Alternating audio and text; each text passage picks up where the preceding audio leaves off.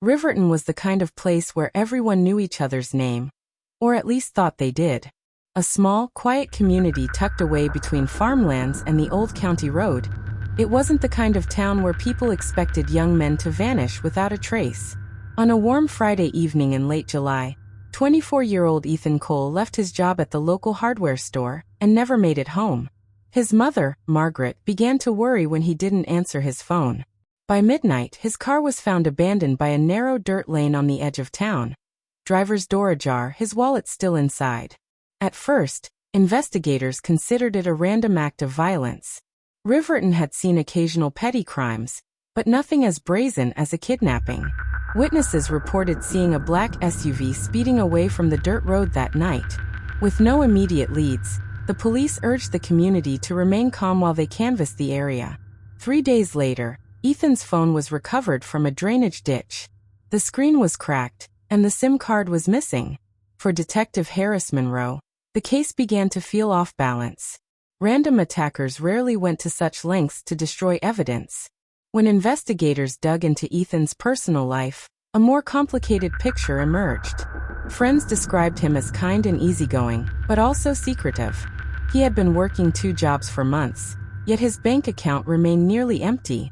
A search of his small apartment revealed a locked desk drawer. Inside was a bundle of handwritten notes, and an envelope containing $6,000 in cash. One note stood out. "I can't keep doing this. They're watching me." The revelation shifted the investigation's tone. This wasn't random. Someone had a reason. Detectives began questioning Ethan's coworkers. That's when they learned about Liam Carter, an older friend who had recently drifted out of Ethan's life after a falling out. Liam had a criminal past involving low-level drug trafficking, but he'd sworn he was clean. When police visited his apartment, they found a half-packed suitcase and a single black SUV parked out front, the same type witnesses had described.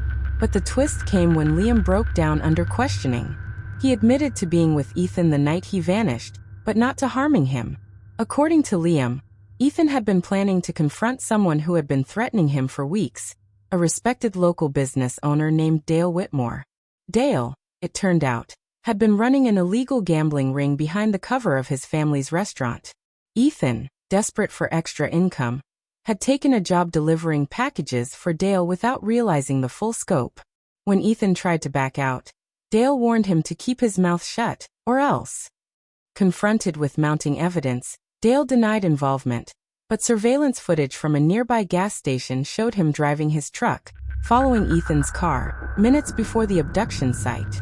2 weeks after Ethan's disappearance, search teams discovered a shallow grave deep in the woods. Inside was Ethan's body, his wrists bound. The medical examiner confirmed he had been killed the night he vanished. The community was shattered. The trial that followed revealed a chilling detail. Ethan had recorded a voice memo on his phone hours before his death, naming Dale as the man who had threatened him. It never sent, but it was recovered from the device's internal memory. Dale was convicted of first-degree murder and kidnapping. Liam, though initially suspected, was cleared of charges but carried the weight of guilt for not stopping Ethan that night. Margaret Cole still keeps her son's notes in the locked drawer, a painful reminder of the secrets that can lurk in even the quietest towns. And in Riverton, the road where Ethan's car was found remains overgrown and unused. A silent witness to the night shadows claimed a young man's life.